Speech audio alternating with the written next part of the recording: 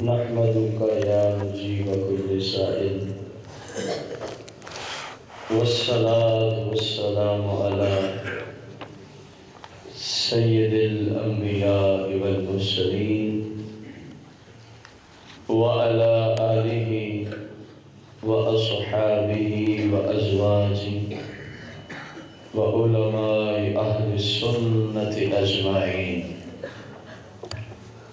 اما بعد فأعوذ باللہ من الشیطان الرجیم بسم اللہ الرحمن الرحیم ربنا لا تزغ قلوبنا بعد إذ هديتنا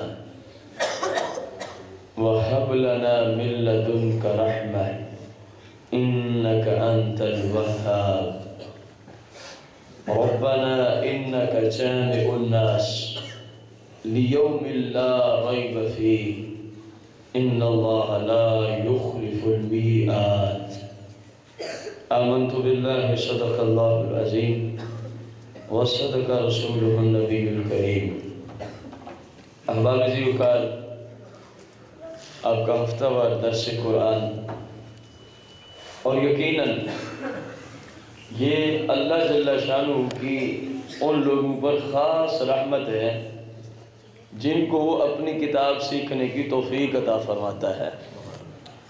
دیکھیں نا، یہ وہی کلام ہے، یہ وہی کتاب ہے جسے اللہ نے بھیجا، جبریل لے آئے اور مصطفیٰ کریم علیہ السلام نے صحابہ اور اہل بیت کو سمجھائی، اور قیامت تک یہی مسلمانوں کا نصاب ہے۔ قیامت تک یہی کتاب قرآن مجید مسلمانوں کا کیا ہے؟ تو کائنات میں اس سے زیادہ فضیلت والی کوئی اور کتاب موجود تو اس کے سیکھنے والوں کی بھی کوئی فضیلت ہوگی کہ نہیں ہوگی؟ لا محالہ۔ ہم کچھ نہیں ہیں، لیکن کیونکہ نسبت ایک اچھی چیز کی طرف ہو رہی ہے، قرآن سیکھنے سے بڑی نیکی کائنات میں اور کوئی نہیں ہے۔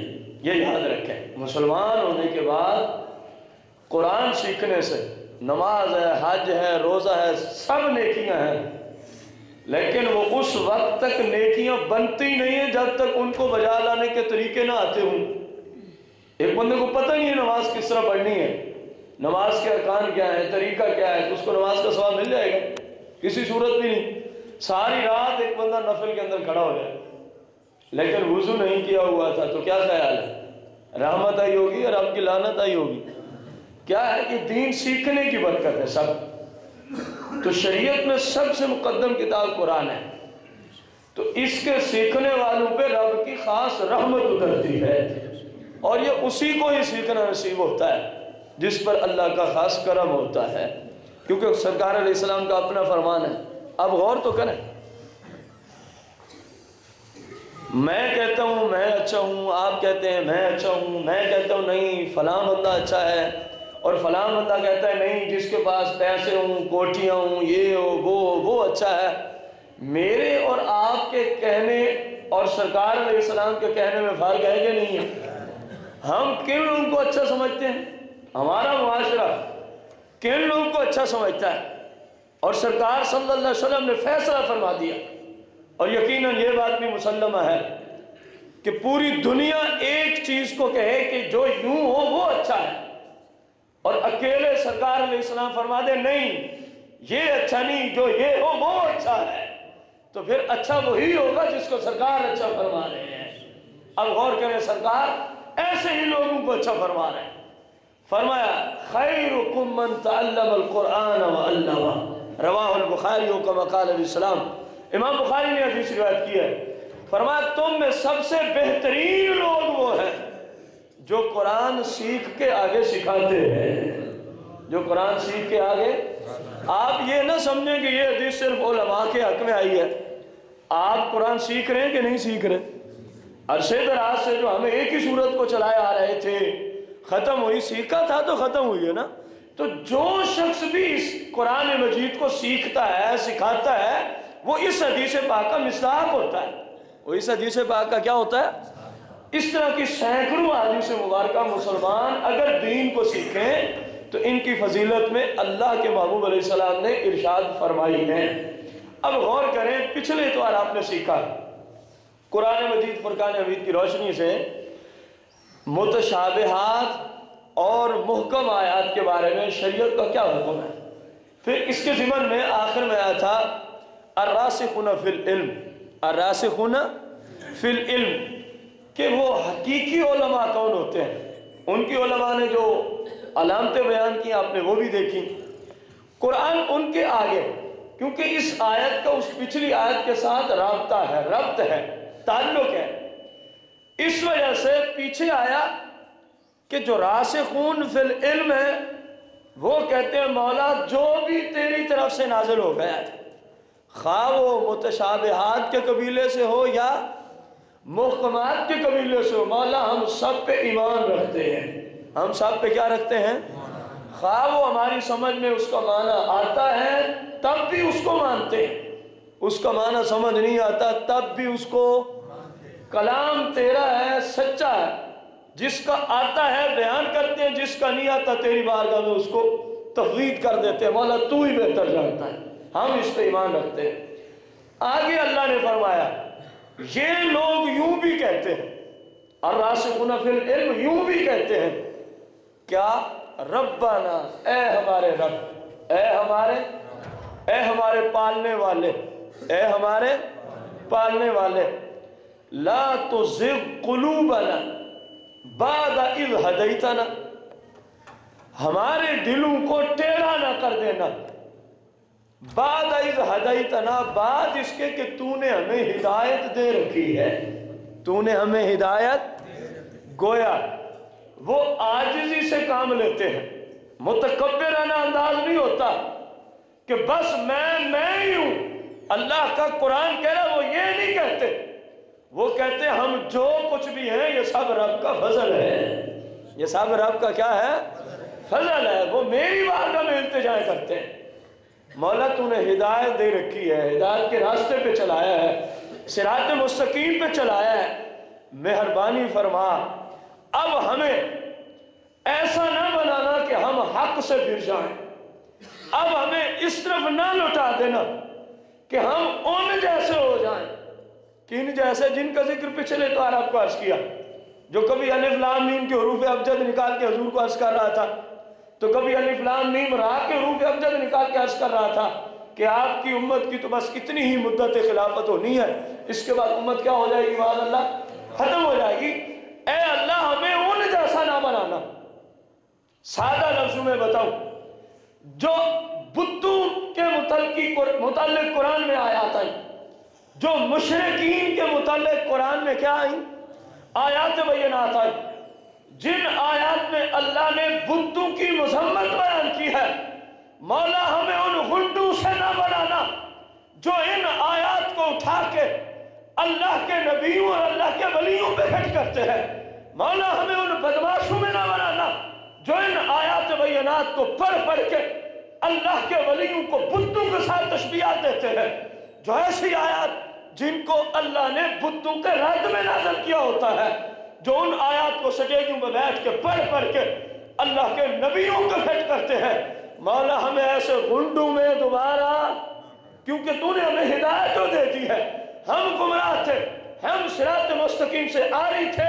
مولا تو نے ہمیں اس راستے میں چلایا ہے، تو نے ہمیں مسلک کے حق اہل سنت یا رسول اللہ کہنے والوں میں پیدا فرمایا ہے، اے مولا ہمیں بد مذموم میں دوبارہ منتقل، وہ یوں کہتے ہیں ربنا لا تزغ قلوبنا بعد اذ ہدیتنا، اے مولا تو نے جو ہمیں ہدایت دے دی ہے، تو نے جو ہمیں اچھا مسلک عطا کر دیا ہے، حقیقی مسلک پہ چلنے کی توفیق دے دی ہے، اب ہمیں ان گنڈوں جیسا نہ بنا دینا، کن جیسا، جو بتوں والی آیتیں پڑھ کے کہتے ہیں دیکھو رب کا قرآن کہہ رہا ہے یہ کچھ نہیں کر سکتے، اور بےایمانو ہم بھی کہتے ہیں بت کچھ نہیں کر سکتے، ہم بھی کہتے ہیں بت کچھ نہیں کر سکتے، کتنی بڑی غداری ہے اسلام کے ساتھ، کتنی بڑی غداری ہے قرآن کے ساتھ، اللہ ایک آیت میں بت کی مذمت بیان کرے اور ایک بندہ حلیہ مسلمانوں جیسا بنا کے منبر رسول پہ بیٹھ کے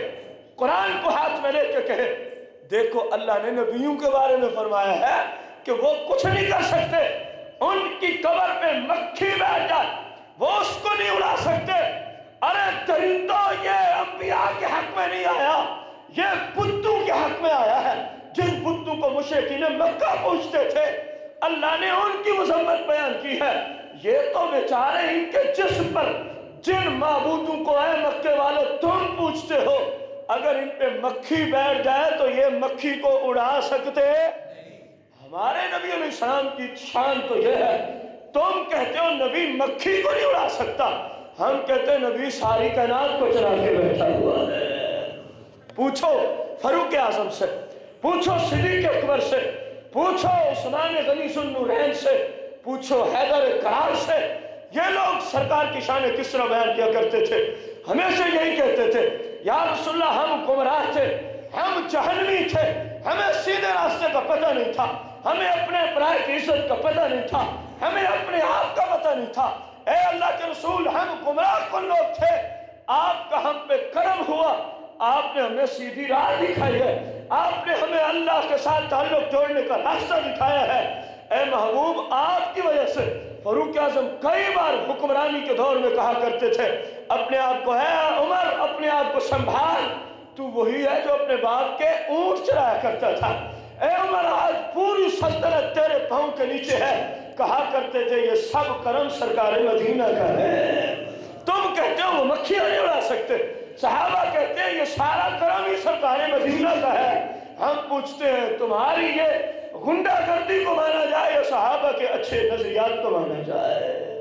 غور کریں، ہم یوں کہتے ہیں مولا تو نے ہمیں سنی بنایا ہے، ہدایت دے رکھی ہے، ربنا لا تزغ قلوبنا بعد اذ ہدیتنا، اب ہمیں ان جیسا نہ بنا، اب ہمیں ان جیسا جو حق سے پھر گئے، جنہوں نے آیات کی غلط تعویلات پیش کی۔ دیکھیں نا پیچھے ذکر انہی کا آ رہا ہے جنہوں نے آیت کی غلط تفسیر پیش کی۔ کوئی کہے جی ان کا ذکر آپ نے کیسے نکال لیا؟ میں اصول کے تحت عرض کر رہا ہوں، جن کے حق میں قرآن آیا انہوں نے کیا کیا تھا؟ قرآن کی غلط تفسیر پیش کی تھی، اور وہ بھی سرکار علیہ السلام کی بارگاہ میں۔ اور میں اس اصول کے تحت عرض کر رہا ہوں ان کی طرف، یہ بھی کیا کرتے ہیں قرآن کی غلط، بولنے تو صحیح ہے، کوئی ہم جھوٹ بول رہے ہیں، کوئی ہم غلط بیانی کر رہے ہیں۔ اگر کسی بھائی کو شک ہو، پوری نجدیت کو چیلنج ہے، جتنی آیات کو یہ انبیاء اور اولیاء پہ فٹ کرتے ہیں، کائنات کے کسی عربی مفسر پہ ہاتھ رکھ دے، ہم اس سے حوالہ دینے کو تیار ہیں کہ یہ آیتیں نبی اور ولی کے حق میں نہیں بلکہ بتوں کے حق میں آئی ہے۔ جب اتنا بڑی دلیل ہمارے پاس موجود ہے تو پھر کوئی گھبرانے کی ضرورت ہے؟ جو قرآن کی غلط تفسیر پیش کرے اللہ کے محبوب کی بارگاہ میں وہ مردود انسان ہے، اسلام کے ساتھ اس کا تعلق تو دور کی بات ہے، وہ درندوں سے بھی ابتر ہو جاتا ہے، وہ شخص درندوں سے بھی۔ دیکھیں اللہ نے ہمیں طریقہ عطا فرمایا جو بد مذہب ہے، جو گستاخ ہے، جو غلط تفسیریں بیان کرتے ہیں، میری بارگاہ میں ان سے پناہ مانگو، یوں کہو مولا تو نے ہمیں ہدایت دی، اب ان جیسا نہ بنا، اب ان جیسا نہ بنا۔ وَحَبْ لَنَا مِن لَدُنْكَ رَحْمَةً، وَحَبْ اور ہمیں عطا فرما، اور ہمیں عطا فرما کیا چیز؟ کس طرف سے؟ مِن لَدُنْكَ، اے مولا اپنی جناب سے، اپنی طرف سے، رحمہ ہمیں کیا عطا فرما؟ رحمت عطا فرما۔ اب اس سے کیا مراد ہے؟ اے مولا ہمیں اپنی طرف سے رحمت عطا فرما۔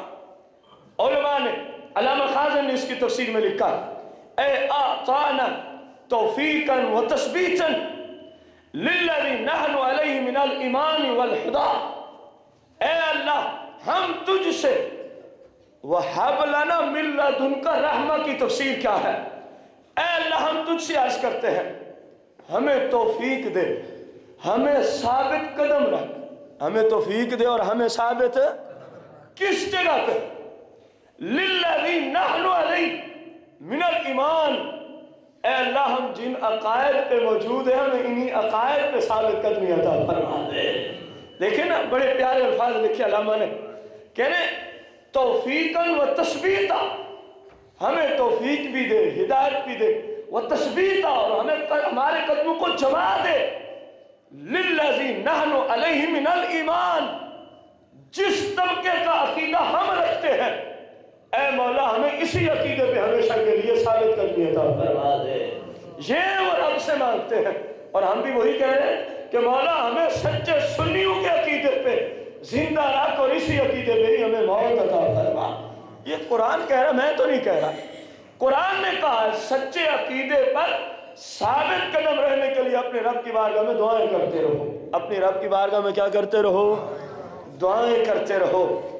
اس کی وجہ بھی ہے کیونکہ ہم اس بات کا اعتراف کرتے ہیں انک انت الوہاب، تو ہی سب سے بڑا عطا فرمانے والا ہے، تو ہی سب سے بڑا عطا فرمانے والا ہے۔ اب غور کیا جائے، سرکار مدینہ علیہ الصلوۃ والتسلیم ارشاد فرمایا کرتے تھے اکثر اس دعا کو یاد بھی کرنا ہے، اور اللہ کی بارگاہ میں جب آپ علیحدہ بیٹھے ہو سکے تو تہجد کے وقت یہ دعا مانگا کریں۔ پہلے سن لے کہ حضور اکثر کیا فرمایا کرتے تھے۔ حضور صحابہ و آل بیت کو اکثر یہ لیکچر دیا کرتے تھے، اے لوگوں، اللہ کی قدرت میں تمام لوگوں کے قلوب ہیں، اللہ کی قدرت میں تمام لوگوں کے دلوں پر کنٹرول، قبضہ اللہ کا ہے۔ سرکار فرمایا کرتے وہ جس طرح چاہتا ہے، جس طرف چاہتا ہے اس کو پھیر دیتا ہے، جس کے دل کو جس طرح چاہتا ہے، جس طرف چاہتا ہے کیا کر دیتا ہے؟ پھیر دیتا ہے۔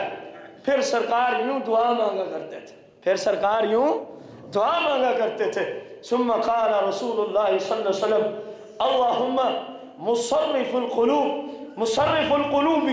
صرف قلوبنا علی طاعتک، صرف قلوبنا علی طاعتک، صرف قلوبنا علی طاعتک۔